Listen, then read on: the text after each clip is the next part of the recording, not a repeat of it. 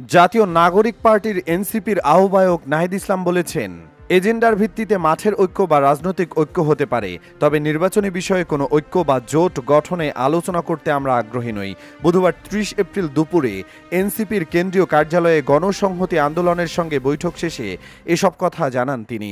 বিভিন্ন রাজনৈতিক দলের সঙ্গে এনসিপির আলোচনার প্রসঙ্গ টেনে নাহিদ ইসলাম বলেন, নির্বাচনের বিষয়ে কোনো জোট গঠন নিয়ে আমরা এখনও আলোচনা করিনি, তবে রাজনৈতিক ঐক্য কিংবা আমাদের যে সংস্কার ও বিচারের বিষয়ে এজেন্ডা রয়েছে সে বিষয়ে ঐক্যমতে পৌঁছতে আমরা বিভিন্ন রাজনৈতিক দলের সঙ্গে আলোচনা করছি।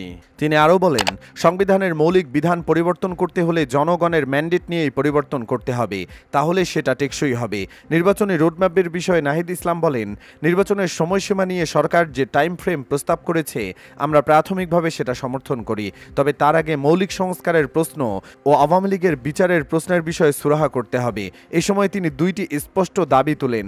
বলেন, সংস্কারের বিষয়ে আমরা জুলাই সনদের কথা বলছি, নির্বাচনের ক্ষেত্রেও আমাদের দাবি গণপরিষদ নির্বাচন। দল হিসেবে আমরা এই বিষয়গুলোতেই ফোকাস করতে চাই।